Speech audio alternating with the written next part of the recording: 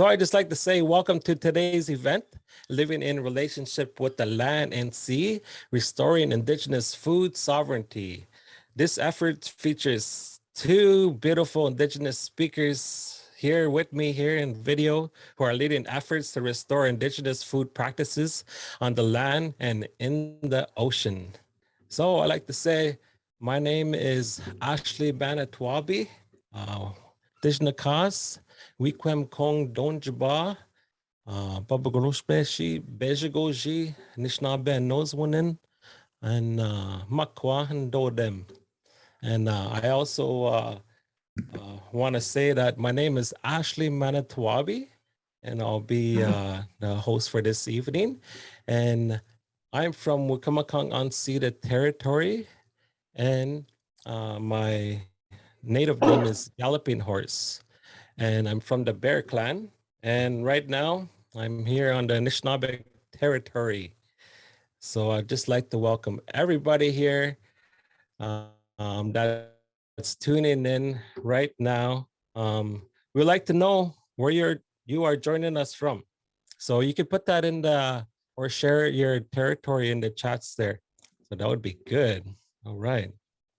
So we're going to go through the outline for today's event.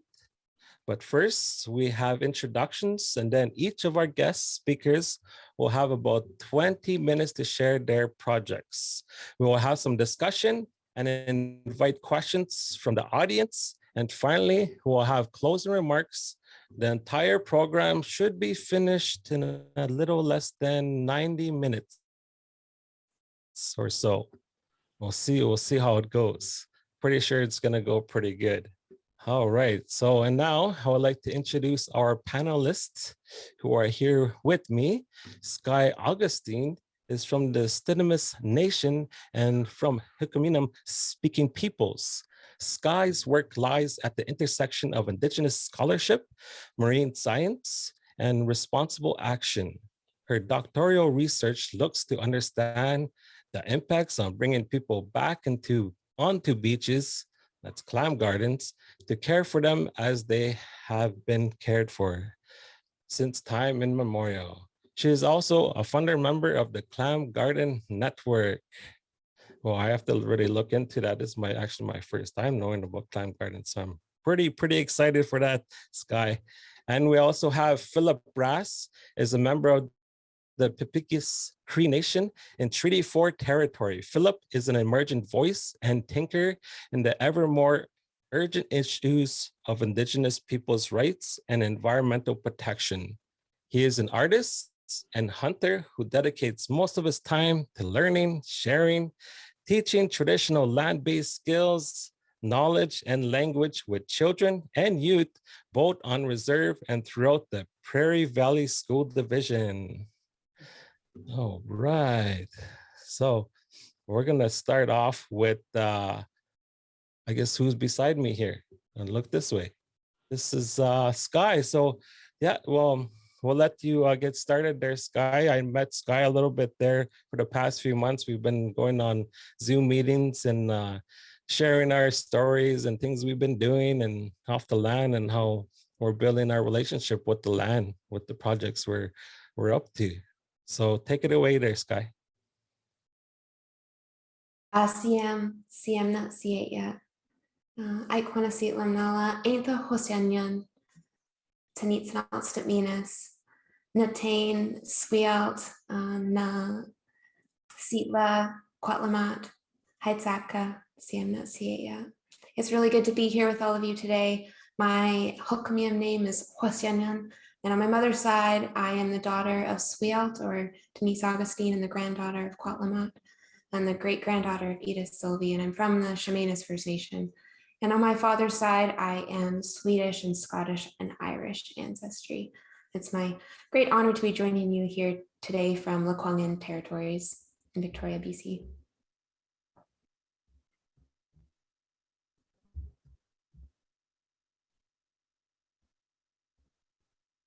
I am wondering if I can get an image. All right, there you go. Awesome, thank you.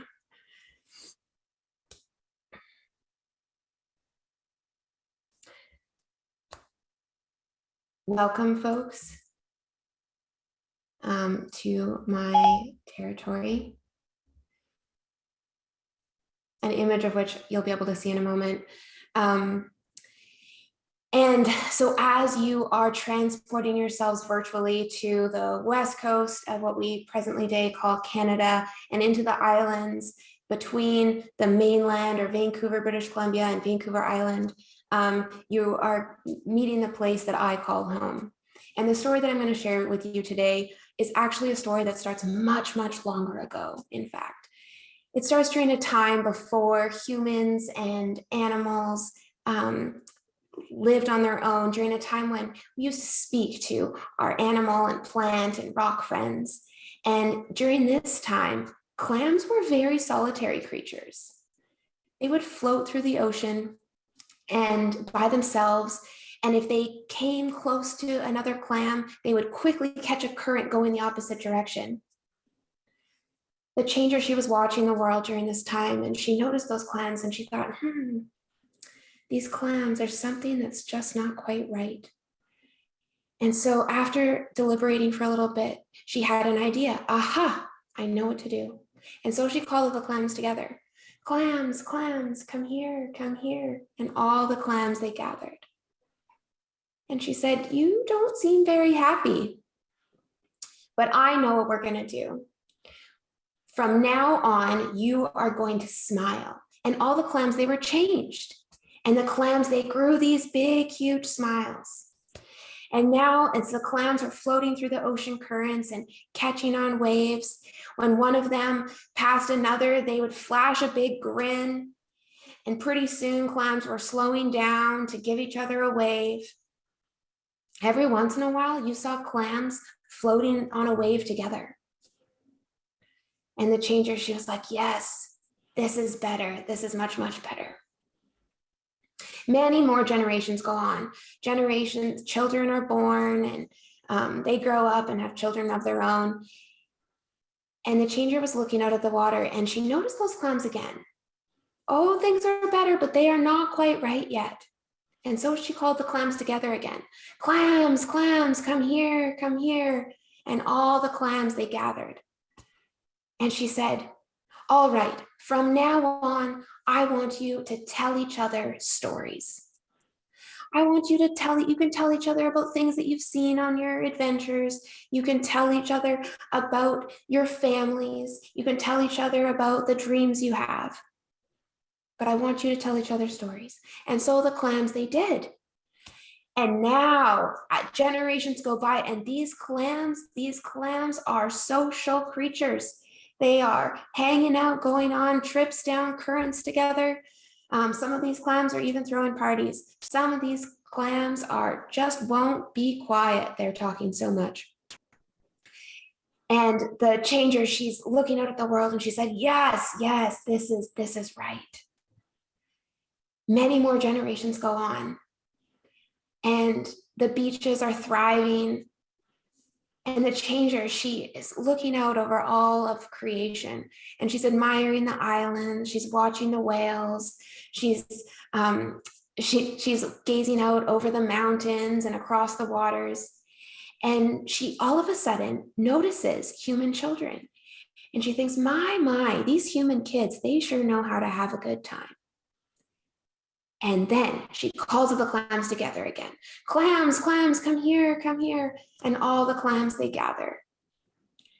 And she says, from now on, when a child walks close to you, you are going to spray water on them and make them laugh. And so the clams were changed. And today, when we go visit our beaches, we see clams growing together in big communities with big, huge smiles on their faces. And when you walk close to them, they spray water on you and make you laugh. And so this is the story of the laughing clam that was gifted to me by my grandmother, Kwatlamat. It was gifted to her by her Kwatsan grandmother. And our elders and my grandmother, my Sitlet, tells us these stories to remind us of the importance of communication, to building community, and the importance of laughter to keeping us healthy. And one of the reasons that I want to kind of greet you in this virtual journey to my territory with this story is because I think it also speaks to the incredible importance that clams have played to our communities and to our peoples, to our cultures and to our economies since time immemorial.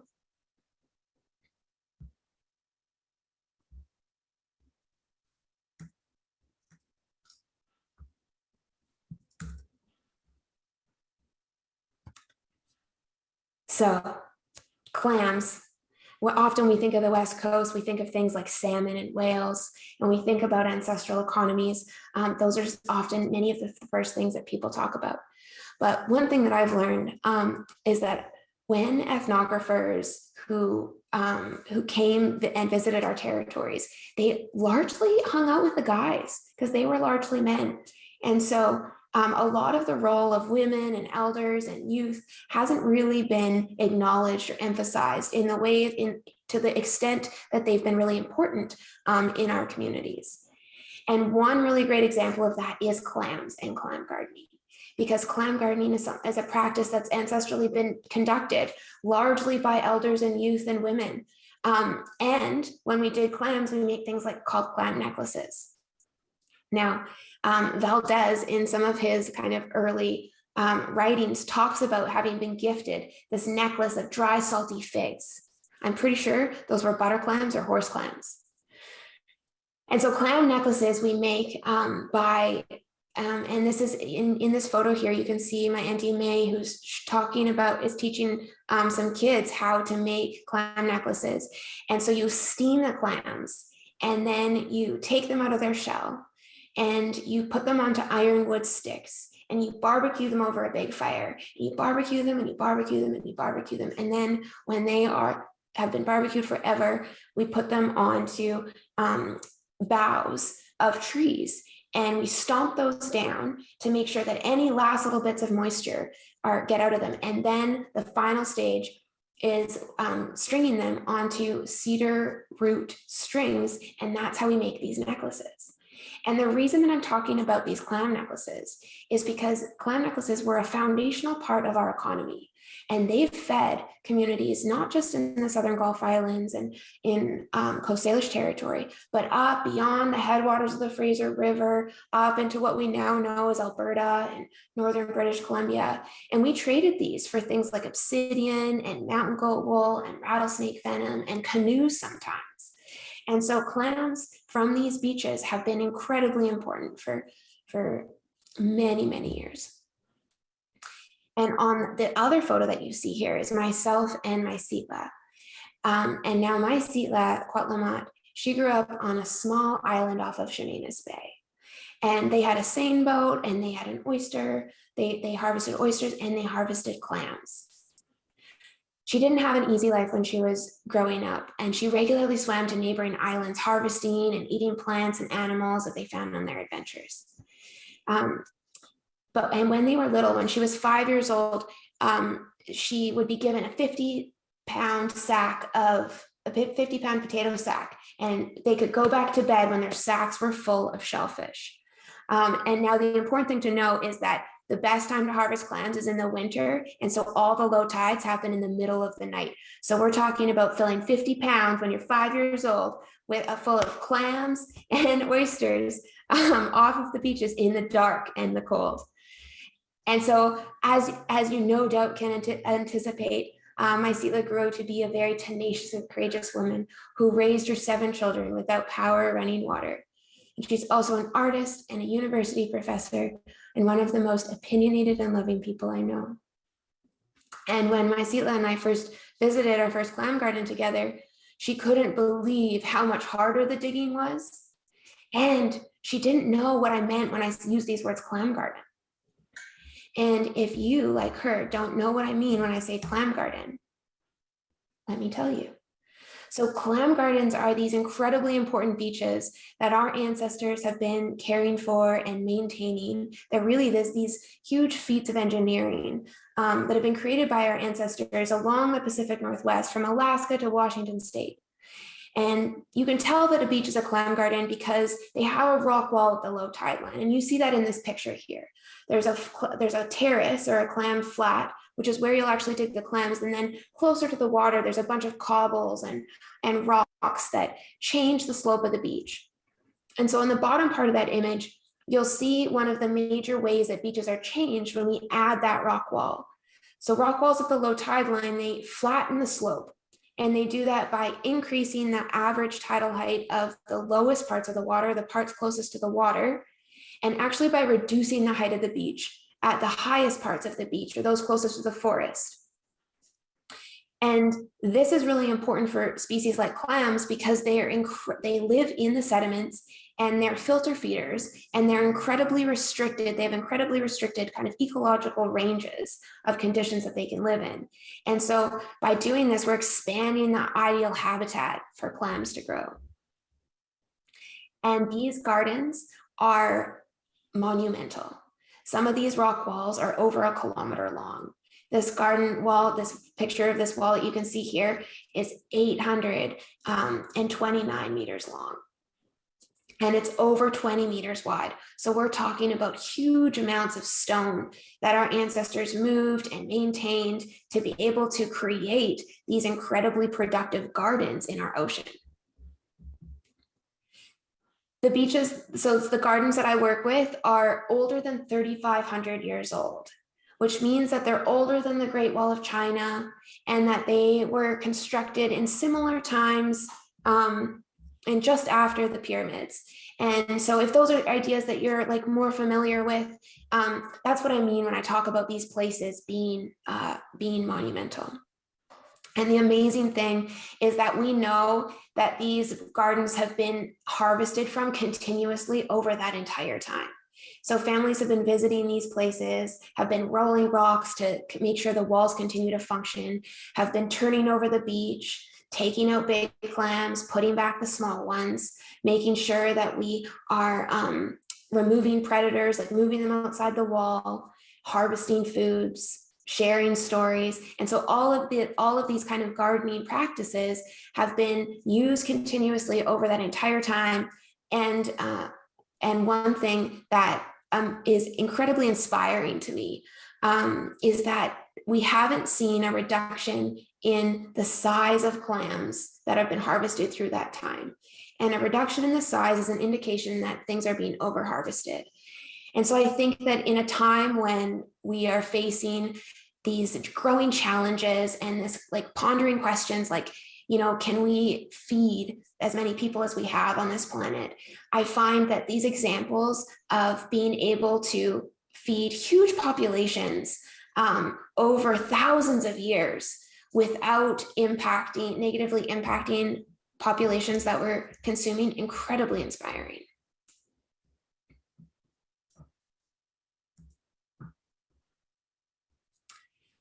Clam gardens work by shifting the slope of a beach and also by controlling, by expanding the habitat that's available and by adding rocky reefs. And so here you can see a photo of a clam garden wall that we've started to restore as the tide is filling back in and the beach is starting to flood. And these stagnates or these rock walls are used to grow all sorts of different species in my territory. It's really not just about clams. We build stagnates for kelps and the kelp forests grow along these. And within those kelp forests, we grow urchins and octopus. We grow chitons and kelps, crabs and whelks. And so these are these gardens that we get to go to eat so many of the different foods that are really important to us. Following kind of contact and colonization, some of these places and practices haven't been cared for in the ways that we need to. And so, which has brought us to the place that my Sitla talked about when we were on that beach that day, where the digging is harder and there's not as many clams anymore. And so that has instigated our kind of first modern day restoration effort that began in 2015 in my territory and Wasanich territories, where we are restoring beaches. And when we do that, we don't just move rocks, we also teach and we learn. We speak the languages of our lands and our ancestors. We laugh and we harvest. We eat and we sing. Because our elders know exactly what we need to do to bring our beaches back to life again. We need to return to them. We need to return to our original laws, our original agreements, and our original kin. We must return to our beaches and care for them, and this will bring them back to life again. And so we've begun doing just that.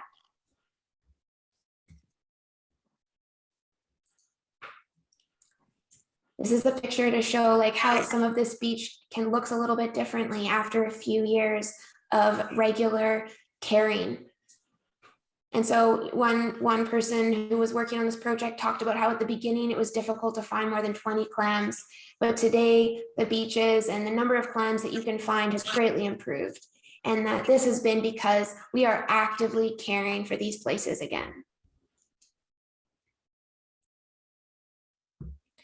And one thing that I find really inspiring is that our clam gardens are also our classrooms. They have been since time immemorial, and they continue to be so today.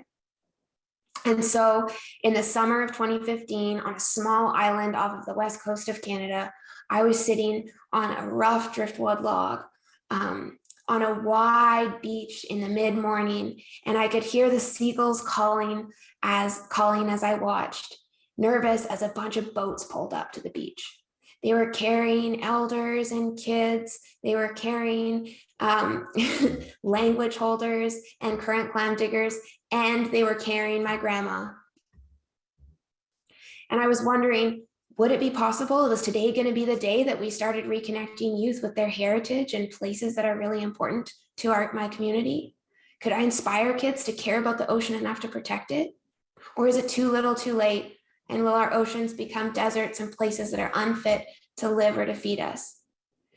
But I had to quickly push all of those worries aside, because all of these kids and knowledge holders and people all piled off the boats and carefully, slipperily made their way over rocks and the ebbing tide and moved toward me, ready for a day to learn together, to harvest together, and to move some rocks. Very quickly after this, a kid that I know calls me over. He said, "Skye, come here." And so I go over, and this kid, he's about 14 and he lives about 20 minutes from the ocean. And he points at this bright purple, squishy looking creature protruding from between two rocks. And he says, "What is this?" And I was taken aback. It was a sea cucumber. And I remember thinking to myself, how has he never seen one of these? A generation ago, cucumbers were a part of regular diets in our families. And the irony is that for lunch, he had packed a sandwich with white bread and potato chips, a far cry from our traditional lunches of clam, seaweed, fish, and chitin that characterize our family's diets not so long ago. A little while later on this day, I sat down on the beach next to my Sitla. I was so grateful to have a moment with her. And I glanced up to see another kid who I know, Natasha, who's 9. And she was wading through the water carrying a big, large cobble. And she really carefully was looking at the wall and trying the rock out in different places just to see exactly where it was going to fit best. And so my Sitla and I were sitting next to each other and we were watching her do this. And I looked at her and we both had like tears in our eyes. And I realized the potential that these young people have to change our future. What if these newly inspired youth are able to use their tenacity and their passion and walk in the footsteps of their ancestors and direct all of this energy to regenerating our clam gardens and our coasts and all of these lands that have looked after us so well since time immemorial? And what if one day I can take my children to a clam garden and have it be spraying water and making my children laugh? My grandmother, she grabbed my hand and she looked at me and her eyes were full of tears. And she said, "Granddaughter, this is the way it's supposed to be." This is the same beach I dug clams on. This is the same beach you dug clams on. I thought I would never see this day again. Hiked her granddaughter. And it is. And so, as generations before me have pointed out, when the tide is out, the table is set. Haichka, thank you so much for joining me on this little brief journey to my territory. Wow. Thank you. Chimigwech in my language. That was really, really, really beautiful. I really enjoyed that story that you shared there in the beginning. I think it's always important to share stories because it gives a little bit more contents, and I like it because it gives mystery too, like thinking about these clams and then visualizing that and having that imagination that's really beautiful in our minds, and creating that beautiful imagination is awesome. So any members of the audience, if you would like to see, well, I would like to see, and everybody else would probably like to see your thoughts on what Skye has just presented. Was anybody else aware of the Clam Gardens? If you have any questions also, you could put them in the chat also. Oh, that was pretty cool. Yeah, and then you made me hungry. I actually skipped dinner. Well, I actually didn't skip dinner. I had like a light salad, but I never tried clams before, to be honest. So I think that's going to be something that I'm going to try. So thank you for sharing that. I think yeah, I'm going to be sharing about this now. Clam Gardens. Interesting. Yeah, maybe if I head out there one day in BC, in that area. Come dig and eat some cool. clams with us. Okay, I just want to. Yeah. So I don't really know how to eat them. I guess maybe just open them up, or yeah, I'm not quite sure. Okay, just let me check my internet there. It looks like it went a little bit slow. So yeah, we'll have comments and questions there in the comments, and I think we're gonna be moving along. All right, so or let's wait. Let me just check here. I just want to see if there's any questions first, and then if there's no questions and there's just aha moments, and then yeah, we're gonna move forward, and I believe those questions will come. So yeah, I would like to have Philip up next, and yeah, it's all yours, Philip.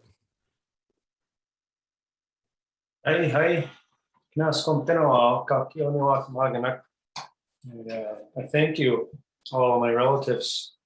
I'm really honored to have been asked to come and to share with you a little bit of what I've learned on my journey, and what I get to participate in here in my homelands here at in Treaty 4 territory, which is present-day southern Saskatchewan. I come from Pepekasi's Cree Nation.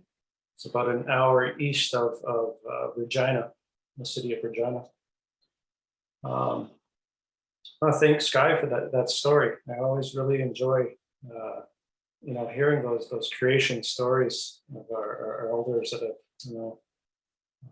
there's always so much wisdom embedded in these stories, in telling us how we came into being with the world around us, and our duties and our roles and responsibilities to the world around us. I'll share a little bit, as I was sitting here and realizing, there's not enough time. I could tell you a 2-hour story just to start, but a brief story about in the Nehewin, the Plains Cree language, it's a Pasqua, a prairie. As prairie peoples, not just any one single linguistic group, but all of us who have all of the different nations, Plains Indigenous nations that have come to make this ecosystem our home. There's certain things we share, and that is that we're buffalo people. We're buffalo chasers. We followed the buffalo for about 12,000 years, and we have a story.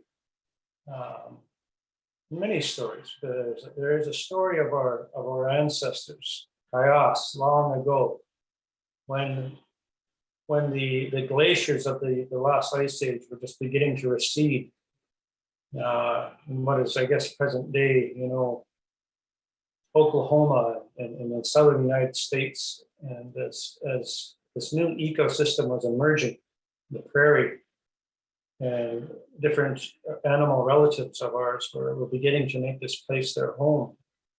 Our ancestors were having a very hard time. It was a time of great famine and a chaotic climate, very difficult living for the human beings here. And there's a story of 40 children who were survivors of a famine, wandering, and it was the Stz'uminus, the buffalo spirit, that came to them and instructed them. And he said, "Follow me, and I will show you how to live on the prairie. And we will together, walking together, we will make a new world come into being. We will make an ecosystem come into being." And we know that looking back upon this now, that's true in how the diverse plant life of native prairie came into being. That's the two key species of the plains peoples and the buffalo. As we move the buffalo above the prairie, the buffalo graze the prairie grasses in just the right way that allowed our plant nations, our plant relatives, to grow ever more denser, ever more diverse, and to grow ever deeper root systems that in turn also worked in service of Ojibway-Odawa-Potowanami, our entire planet, in creating a very crucial carbon sink for our planet.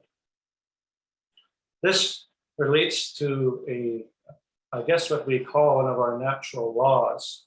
We say, "Wahkot the wind." Wahkot the wind, loosely it's translated as kinship. But the teachings and stories of Wahkot the wind, they don't only apply to just human relationships, but they do describe all of those social protocols within the family and the tribal group, and how we conduct ourselves, how we speak to one another, that sort of thing. But more so than that, they instruct us in how to live with the natural world. And they instruct us in showing us what our role and our responsibility is to work as a indigenous species within the place that we live.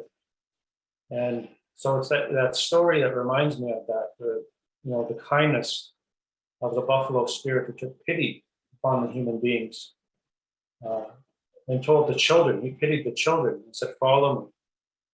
And those children followed him, and he was their tour guide as he showed them all the plants that were edible. He always led them to clean water. He always showed them these patterns, these migrational and seasonal patterns to maintain life and to maintain balance, not only for ourselves, but for all all our relations, all the other plants and animals in the prairie world benefiting from our fulfilling our role and our responsibility to always follow that buffalo. And that way of life, we call that neopamatism, walking a good life, because we walked. We always walked long before the horse. We were prairie walkers, and it was that way of life, walking thousands of miles each year in seasonal movements that took us to places where we could procure food. And we would, by doing so, we were playing our ecological role. We were providing an ecological service for the world around us. And we know that to be true. You know, there's places where our people go and pick sweetgrass. And when people visit there and pick sweetgrass, the sweetgrass grows back thicker and more dense. But if a place is ignored, the sweetgrass does not thrive as well. You know, we have a duty and responsibility to these, our relations. These are what we describe as our first treaties. Before we ever made treaties with the Crown, we made treaties with the animal and plant world. And we have a sacred duty to fulfill that. And we were instructed that if we failed to fulfill our duties, we would suffer as a people, but so would the natural world. And so it's very important in this time, as we see we are entering this time of climate chaos. We are seeing so much damage done to the natural world around us that we return, like Skye was saying, to our sacred roles and duties of our original food culture. That's a great challenge for us here on the prairie. But it's so important, you know, because I think it's true no matter what human culture anywhere in the world. It's a truism that it's our food culture that shapes all other aspects of culture, of our values, of our economies, of our behaviors. The nature of who we are is shaped by the nature of our food culture. It's a bit of a sad story. It's difficult as looking, you know, and seeing those beautiful clam gardens, and to see, you know, I know there's so much challenges with our oceans, and they are in so much danger. And our relatives, you know, on the coast, they too have been so deeply impacted by colonialism, the same as us. But for here, us on the prairie, it's very difficult because we live in perhaps the most altered and devastated ecosystem anywhere in the Americas. And we often don't think about that. We speak about places like the Amazon jungle that is, you know, still being destroyed at a feverish pace. But here in southern Saskatchewan, we have as little as 15% left of native prairie. 85% of our native prairie world that our cultures emerged from, that our spirituality is in relationship with, that our languages emerged from. Every aspect of our being, 85% of it has been plowed under and turned into monocrops. That time and that followed, you know, the extermination of our most dear relative, the Stz'uminus, the buffalo. This process has been an apocalyptic event for our people on the prairie. And we see that today still reflected in the lives of our children and youth. Here in southern Saskatchewan, you know, as little as maybe 4 or 5% of our people can still speak our languages. And the languages of this place are the Nakota, the Nehio, the Plains Cree, and the Saulteaux, which are the western door of the Anishinaabe people. Those are the nations that signed treaty with the Crown. Before treaty in 1874, we were known as the Iron Alliance. We governed this territory for 200 years before the Crown came to make treaty here, before our territory was occupied by settlers and agriculture. But here in our territory, you know, as little as 5% of our people can speak our language now today, and nearly all of those people are over the age of 65. And so we're in big trouble. And it's interesting to see the correlation between ecological destruction and the destruction of food systems and food culture, and how that correlates with the loss of language. Because when we go and we look just to the north, in northern Saskatchewan, in the boreal forest, where essentially, you know, 90% of the ecosystem is still intact, and many of our northern relatives are able to maintain a traditional food culture. In many ways, you know, the people there, they're able to eat the fish, they're able to move on the land, to hunt and to gather, and they still retain that knowledge in their families and with their kinship systems. And it's with that kinship system of food culture, that life of food procurement together as a community, that language is transmitted from one generation to the next. And we quickly see the loss of language within one generation. It ceases to transmit once we divest from our traditional food practices. So for us in southern Saskatchewan today, it's very difficult. We see our language vanishing, as we also still simultaneously see what is little of what's left of native prairie also vanishing, because we're not doing a good job, certainly in southern Saskatchewan, of protecting what's left. And what is left is in small little checkerboard parcels of land here and there. Often a lot of it is private land. Southern Saskatchewan has very little public land, crown land. And so for us Southern Plains people, our territory is a sacrifice zone. We often think of sacrifice zones to industry, like places like the oil sands in northern Alberta, which is devastating to our relatives there. But here too, you can drive down Highway number 1, Trans-Canada Highway, and it looks beautiful with big rolling hills of yellow canola. But this is a wasteland for Indigenous culture. And that's still reflected very much so. And it's a crisis point, as our children face a suicide crisis in many places and communities across this country.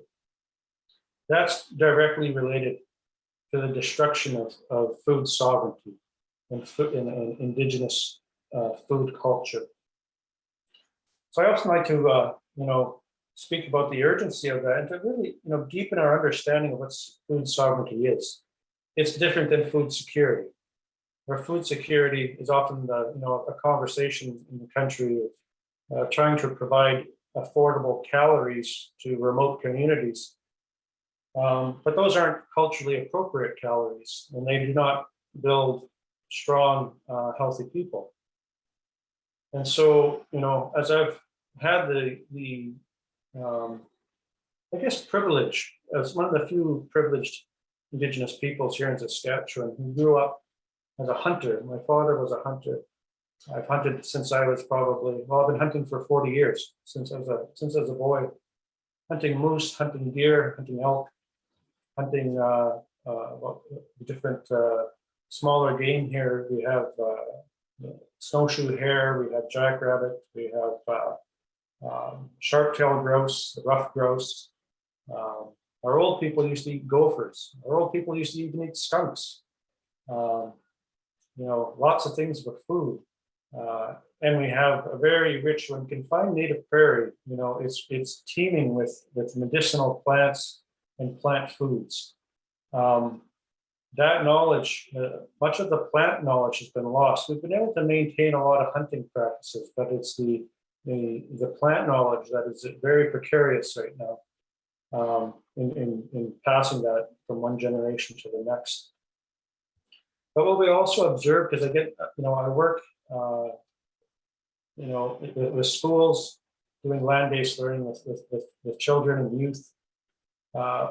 When we pair language teachings with outdoor traditional knowledge, the retention of the language is increased, quite significantly, rather than attempting to learn it within an artificial environment. An Indigenous language, all Indigenous languages are emergent from the ecosystem where they derive from. The way our elders would describe it, they say, our languages are not like languages of empire. They're not made up from our imaginations.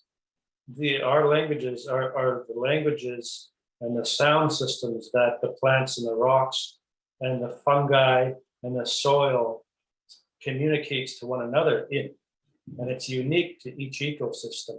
And when Indigenous peoples acclimate to living within the carrying capacity in a respectful way, they are gifted the appropriate language to communicate with that place and to access the knowledge that is within that place, within that soil, within those waters, within those animals. That's how our old people lived in relationship, Wahotowin, kinship with this place. So we struggle today because the land is broken.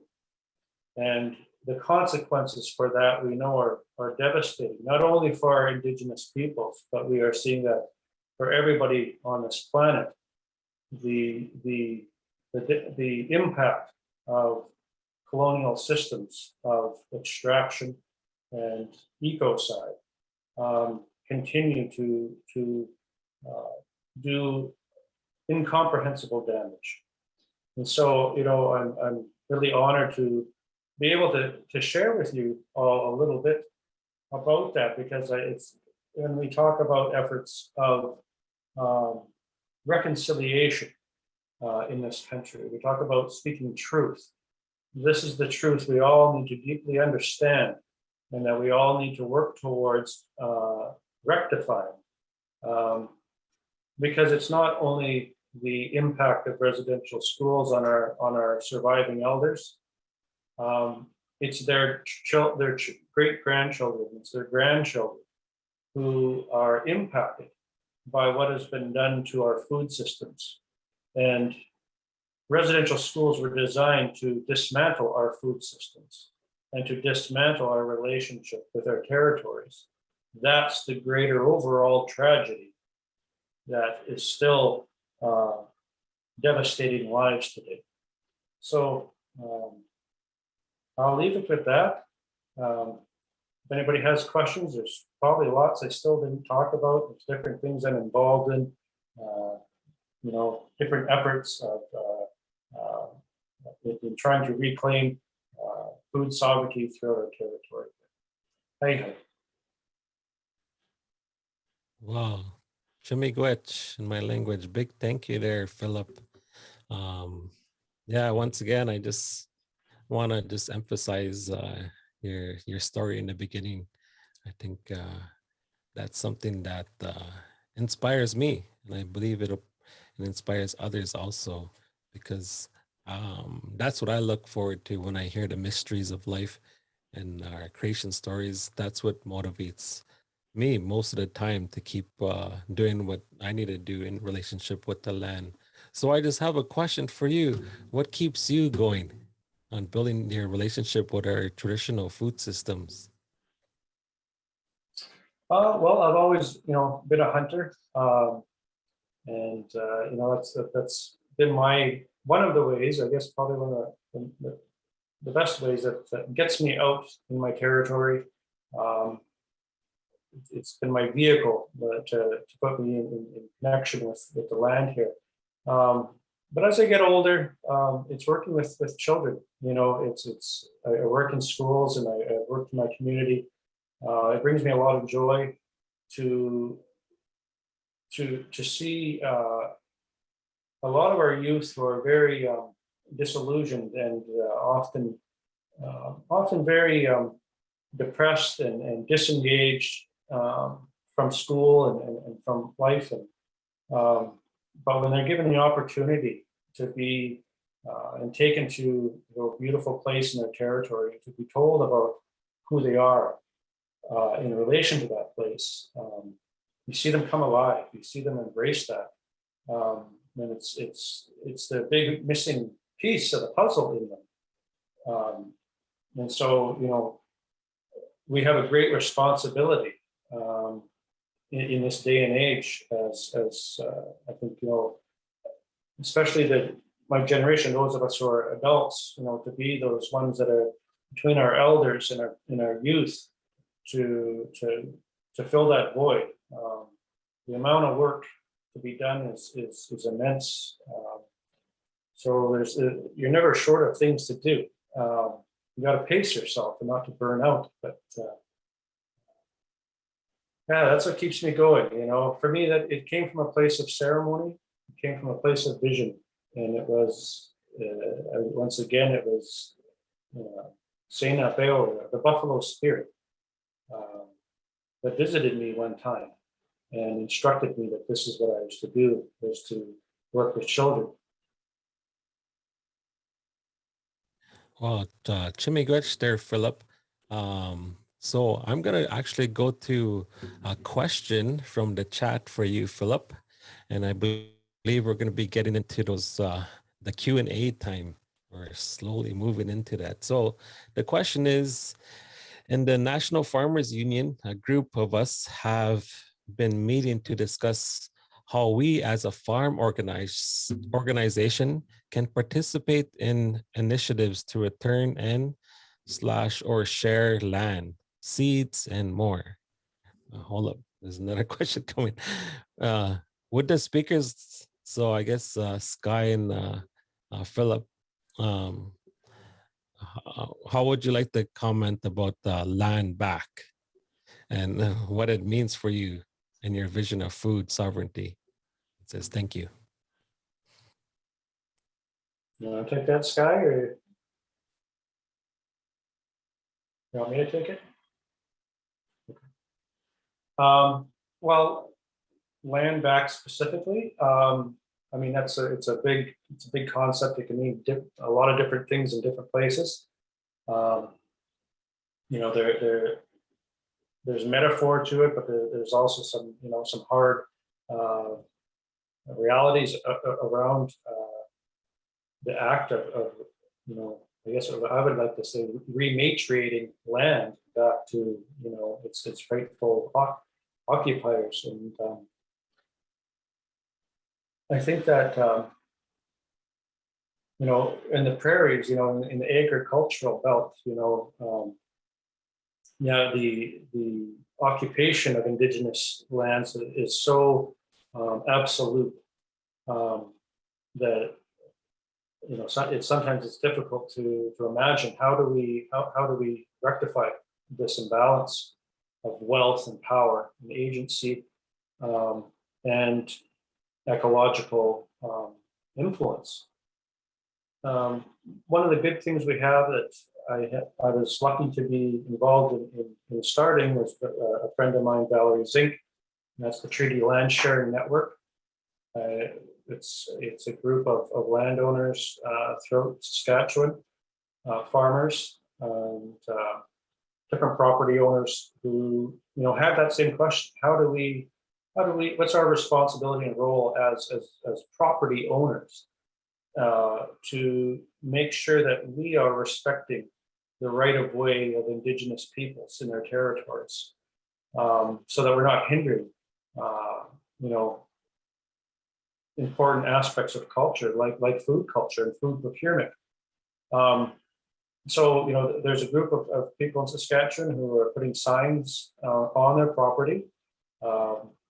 They've come up with sort of an outline of if anybody is a part of the organization, they need to agree to a certain standard to uphold and be able to maintain access for Indigenous land users. So it's not necessarily always about giving the land back. It's really just about, here in our treaty territory, it's about living that treaty relationship of mutual benefit to share the land. So if you're a farmer, well, sure, you have the exclusive right to plant your crop every spring and to grow your crop and harvest your crop. But why should you stop Indigenous peoples from harvesting a deer or an elk on your property when you no longer have any operation going on in it in November or what have you? So how do we shift and relinquish some of that power and control to make sure that we're truly living a mutually respectful relationship here?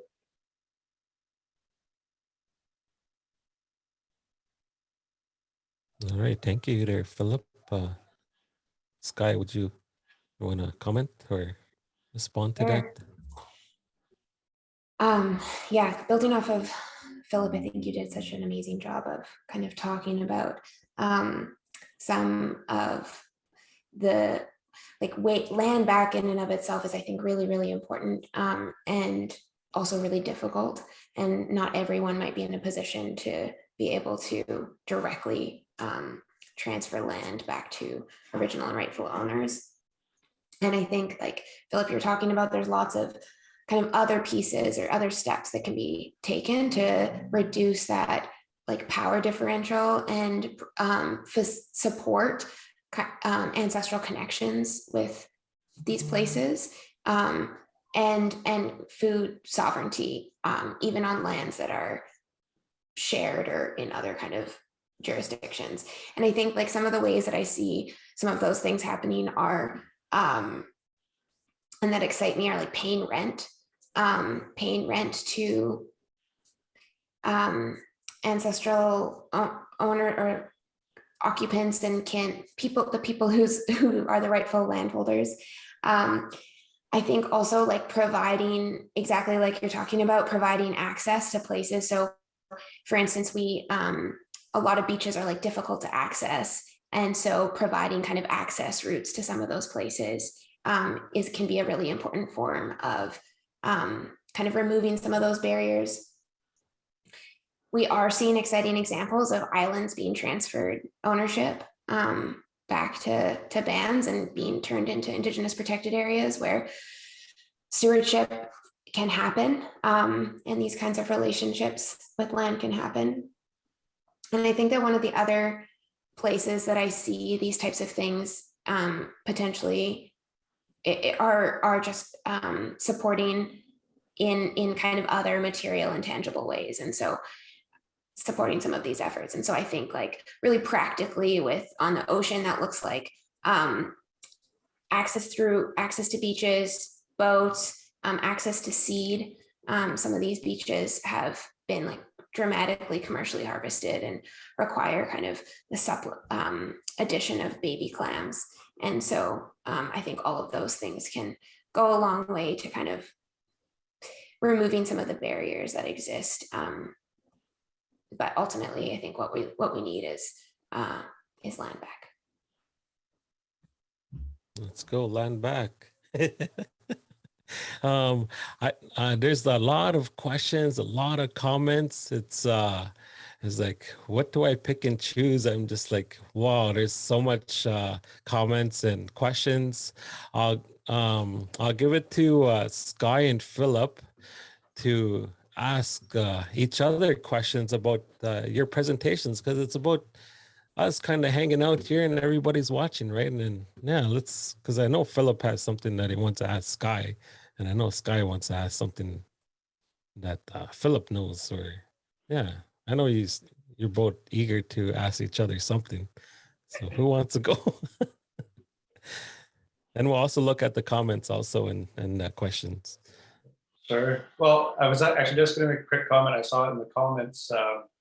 And it's Dale Dewar, somebody, talking about, land back isn't always just necessarily about, the transference of title or property, but it's also about shifting our relationship with land. So non-Indigenous society developing, ecologically sustainable systems, and our conventional agriculture, for instance, in Saskatchewan, is devastating. Right? It's chemicals and it's we see in the prairie parkland region a continuation of the destruction of wetlands and what remains of our aspen parkland. So the values at present are completely upside down. And so land back is really about, as a human species, correcting our relationship with the ecosystems we live in, and living within the natural carrying capacity of what our ecosystems are supposed to provide. That concept is really, I think, crucial to land back.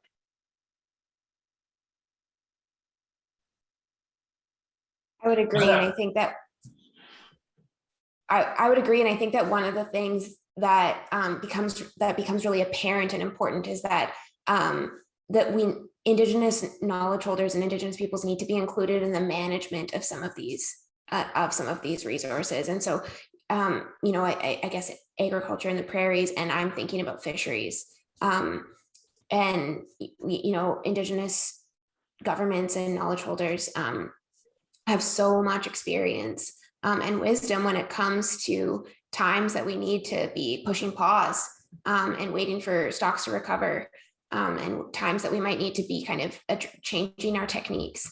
And so I think that changing the ways that we're governing some of these important food species is also really important. Right. I was going to ask you, like, what are some of the biggest human threats, I guess, or is there any things around the province and legalities and jurisdiction that are posing any sort of hindrance to clam garden reclamation and what have you?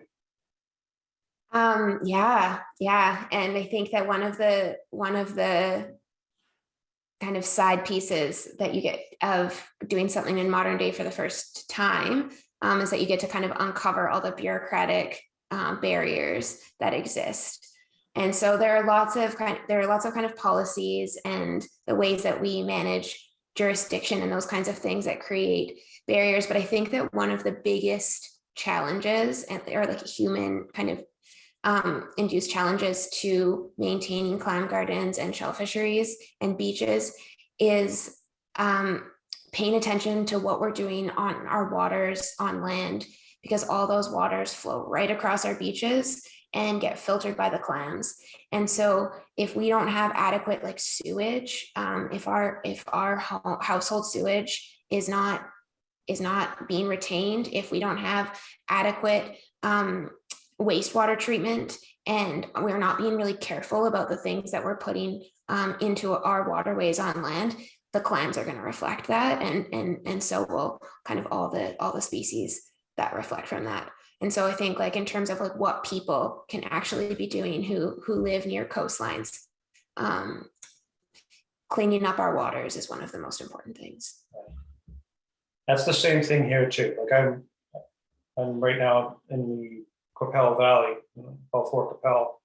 There's a series of lakes here, prairie lakes, and they are horribly polluted. Number of factors. We've had, the city of Regina releasing raw sewage during, flooding events on a regular basis for years. Of course, untreated pharmaceuticals in the sewage, being released into the creeks and lakes, and then as well on top of the valley, which is about a 300-foot deep valley. It's not, in a mountainous region, it's a ditch, but our little valley here, with lakes at the bottom, and up top, of course, is big chemical egg operations, which of course the runoff is running indirectly, creating algae blooms, and we can't eat the fish here. And I mean, that in itself, in my lifetime, since I was a young boy, I've seen the shift and the loss of our fishing culture. Because we often think of us, most people think of, as plains peoples, we're not fish people, but we very much were. So even in my community, we had thriving fishing cultures in our communities, and you could see the social impact of that loss in the last 40 years. Because I remember as a small boy, my grandmother and other old ladies in the community, and the whole kids and everybody, all the old people, we would go to the spillway. There's a dam at the end of Tapua Lake, and we would pitchfork and snare fish coming off over the spillway. But in the early 80s, probably 1983, we were chased out of there by cottagers who were increasingly encroaching closer and closer to the spillway, and they had, of course, the conservation officers and dogs and police. Eventually, they changed. The province, outlawed us doing that there. But our people had fished there for thousands of years, and so but that in our community, that was a social binder. of food culture that we did together, and the language still transmitted in our community from one generation to the next. You know, there are people my age who can still speak, and their parents were traditional food gatherers. That's the difference, right? And you know, we saw as we lost that real sort of linchpin of our food culture in the community, everything else unraveled. The language unraveled. Our youth's sense of purpose and our kinship systems, where, you know, everybody sits in their house, watches television, goes to the grocery store, and doesn't interact and visits. Maybe we visit, but we're actually not doing anything of substance together that binds us together as a people. That's what's lost when we lose a food procurement location in our territory. It's devastating. And that results now today, you know, in a lot of our, you know, increasing issues in our youth, whether it be, you know, falling into lives of street life, drug and alcohol dependency, and suicide. It's all, you know, it's A plus B equals C. I've watched it in my lifetime happen. Yeah, I think that's really important. What you touched on there is just to be outside, be part of creation, feel that wind, feel that sun. Yeah, just being part of creation, not really thinking about anything else, and being in that moment, I think, is the special gift that say Gitche Manitou has created for all of us human beings to enjoy. Yeah, so let's see. How about Skye? Do you have a question for Philip, or do you want me to go to a question? Oh yeah, I do. Okay. I have so many. Philip, is there kind of one project that you see that you're working on that you see kind of making the biggest inroads, or that you feel is having like the biggest impact right now? Well, I think that, you know, the most tangible change, you know, things that have come about just, I think, really in the last 5 years is this whole concept of land-based learning and the development of land-based learning programs in our schools here in Saskatchewan. And we're kind of like, you know, Saskatchewan's a little bit of a cultural backwater, right? We're late adopters, right? We're pretty conservative, and you know, there's cool stuff going on in food sovereignty in like Minnesota that, you know, we take a decade to catch up, right? But you know, it's starting to happen, and I've seen some really neat projects happening, especially up in Treaty 6 territory, north of Saskatoon, a little bit, you know, along the forest fringe, in a lot of communities, organizing some community food initiatives, and then also, you know, the whole concept of land-based learning, getting students out on hunting trips, you know, week-long campouts and hunting with elders and language immersion, and so that's really awesome to see happening.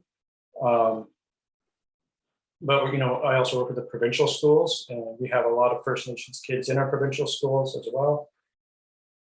There, it's about a whole bunch of you know, blue tape or red tape, and too many rules, right? You know, kids aren't allowed to hold an axe and learn how to chop wood, or they're not allowed to hold a knife and learn actually how to fillet a fish, or, you know, there's all these barriers, and so those doors need to get kicked down, so we can make that culture shift in our education.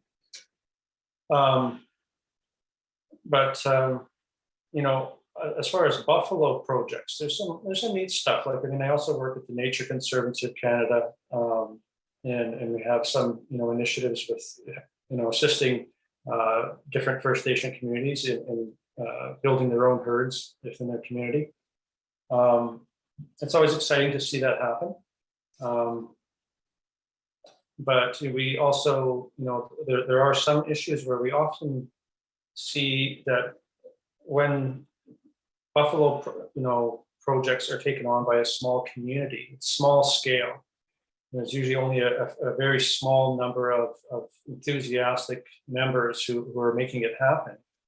And then it doesn't last more than one generation. Within 15 to 20 years, it fizzles out. Once those initial, people who started it age out, nobody picks it up, right? And it's this recipe for failure because we've seen these initiatives in the past.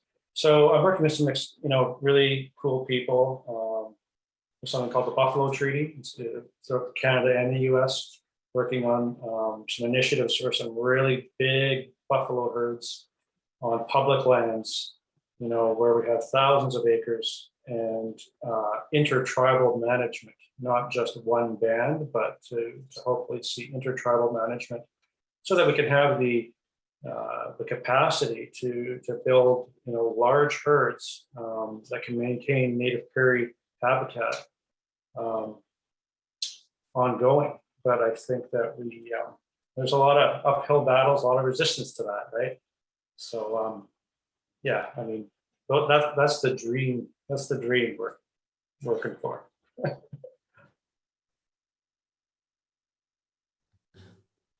Yeah, and that's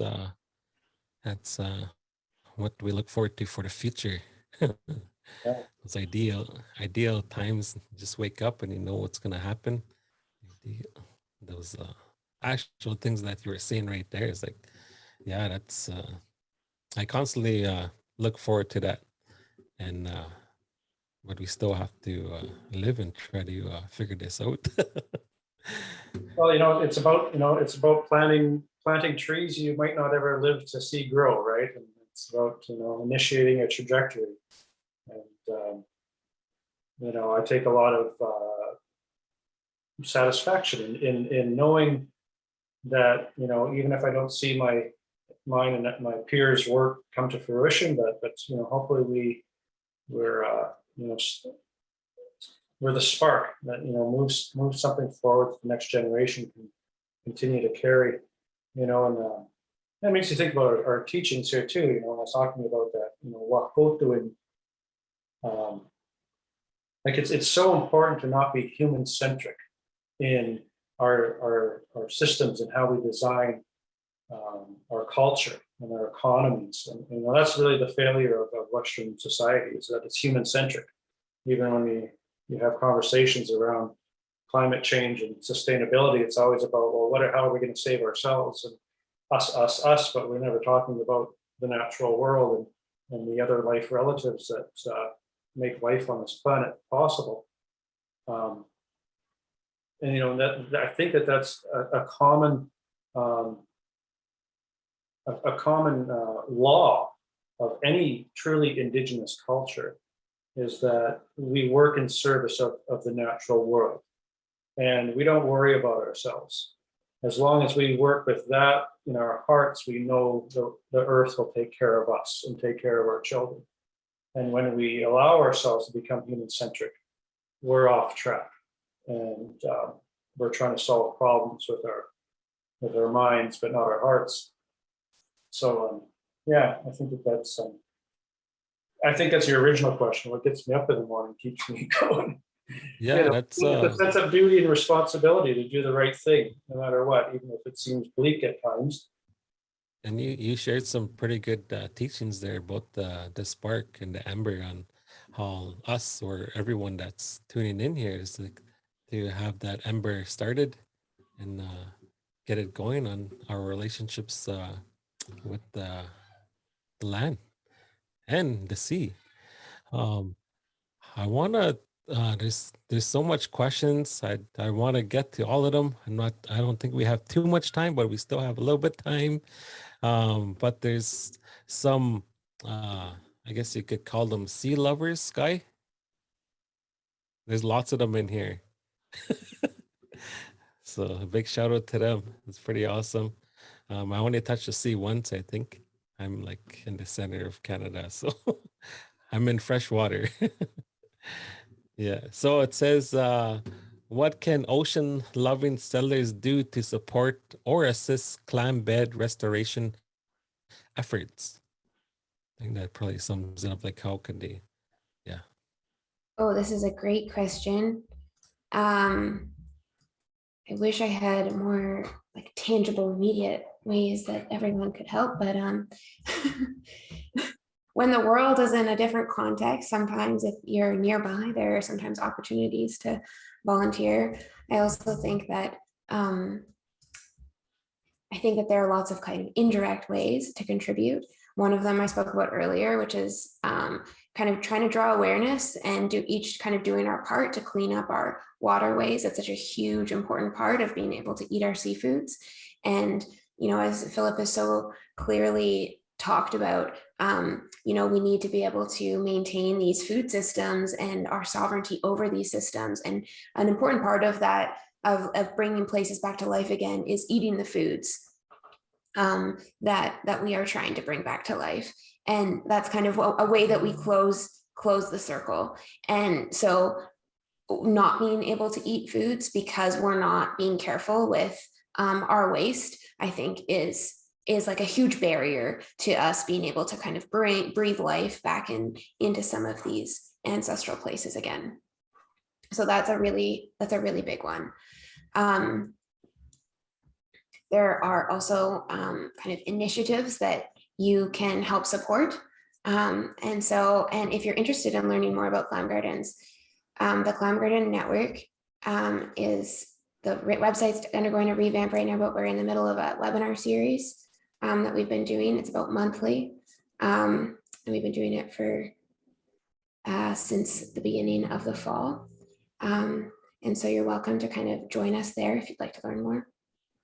Those are a couple of places to start. Yeah, that's pretty good. That's the Clam Garden. What was it again? The Clam Garden Network. He said, yeah, okay. Yeah. So maybe one of the moderators that are in the chat maybe there's a link where we're just put it in there somewhere. And I guess the same question for you, Philip, like how could we're going with the settlers, I guess. How could the land-loving settlers help in projects like well, around specific projects, not exactly sure. I mean, there's certain things that as Indigenous peoples we take on our own, but I think that generally protection for prairie habitat, this is where we need allies and people who have power and agency to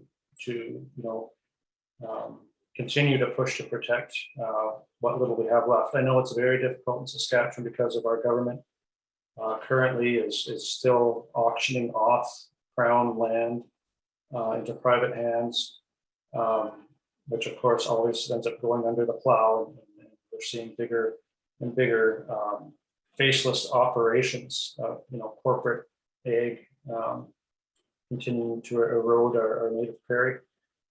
So, I think, we need people, that look at the prairie region as a sacrifice sowing crisis that needs assistance. It needs our attention because it's often overlooked because we have perpetuated a propaganda of this romantic notion of being the breadbasket of the world, which in and of itself is so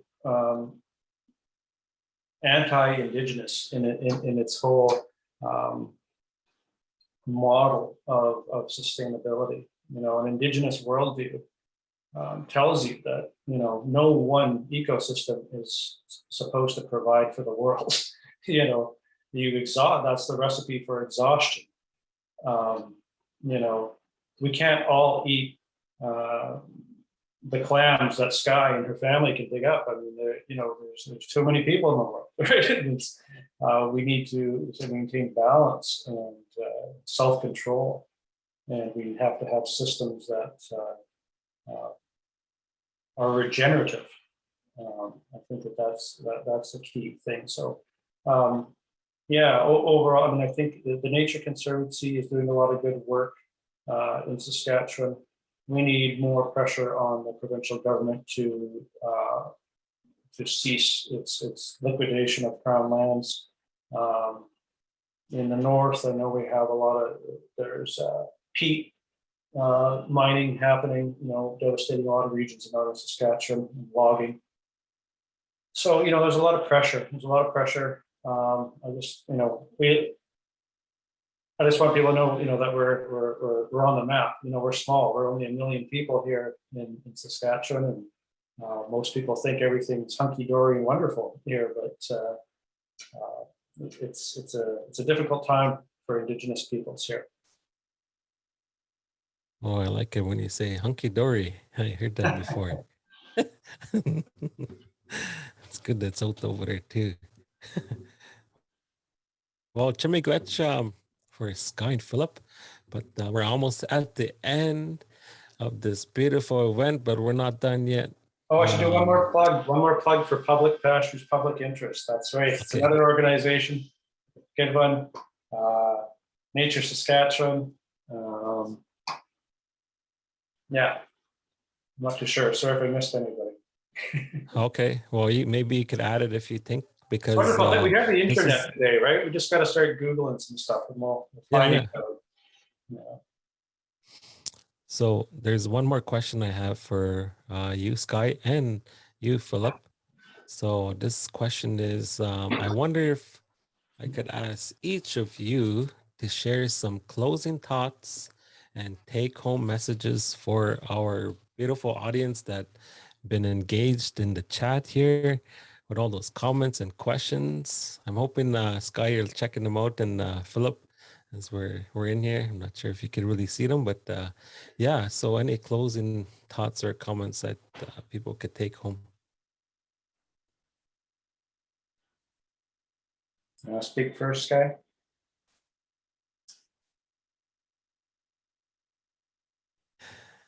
Can Thank you very much, go? Edith. I have a little dog who's freaking out for a moment. Well, yeah, I mean, and I guess this is a common theme whenever I share and speak, and that is to understand that, food culture is the foundation of human life and of maintaining a livable planet. And so when we're thinking about, what's the number one priority in our efforts, whether it's around climate, climate change, whether it's in education, whether it's in industry, whether it's in conservation. At the end of the day, it's about reclaiming sustainable food systems, right? And this is so true for reconciliation also.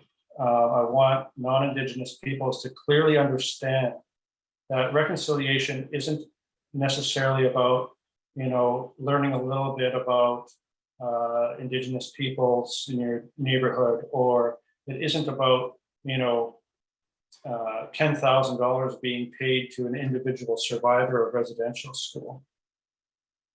It's about rectifying our food systems, because it's our food systems that are the foundation. If I put like a medicine wheel, our food culture in the middle, and these branches. If we don't have our food culture, language falls apart. If we don't have our food culture, our traditional governance falls apart. If we don't have our food culture, our physical health falls apart. All aspects of Indigenous life rely upon our access to the land and our water in our territory, and to exercise our food practices. That needs to be protected. We need assistance in doing that, because settler society holds all the power, agency, and wealth. So finding ways to facilitate that without micromanaging, I think, is the challenge of the day. Yeah. Chimigwech, wow, that was awesome. Chimigwech there, Philip. Here. The only things I have to add to that are getting to know the places that you are in relationship with now, and building a relationship with those places, and helping make sure that those places are as clean and as thriving as they possibly can be. because I think it's exactly as Philip's talking about. In order to have our food systems be alive, it means that our lands need to be really well cared for, and that requires all of us.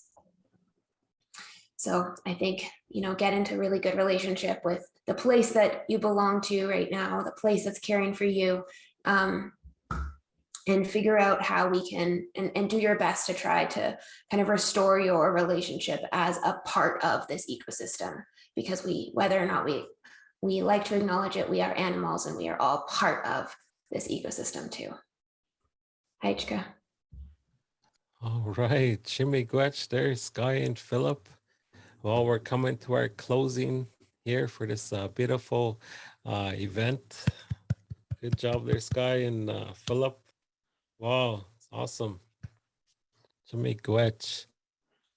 So on behalf of the National Farmers Union and Ocean Networks Canada, I want to thank Skye and Philip for their wisdom and insight you have shared.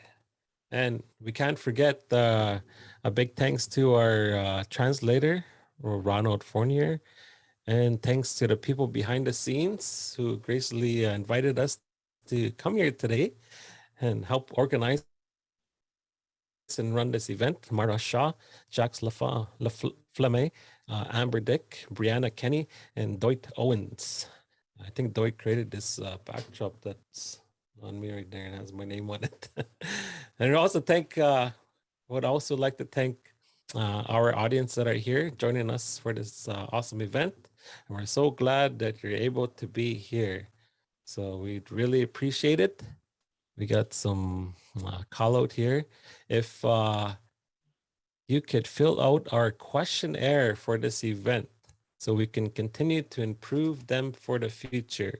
So I believe there might be a text that goes into the chat box. There might be a Google form that goes in there. So yeah, take a look at that form, and it shouldn't take too long to fill it out. But this is what helps. It helps is listening to use, and I just can't believe how much questions. Wow, just like how could we answer all those 99 plus comments? I don't think we can do it. But we tried our best, and I think we really did a really beautiful event here. I just want to say I really appreciate for Skye and Philip for taking your time on this online event for everyone to listen and ask questions, because that means it's working. I think like what we're sharing, like if you see questions, I truly believe when someone questions something or when I question something, that means I want to learn and I want to move forward. I want to get that ember started, and yeah, and I want to eat the clam. Yes, sometime soon. So, well, with that, I'd just like to say, yeah, Mama P. Kwamanam. See you later, everybody. Hey, Let's see if it ends here. Hi, it's Nate.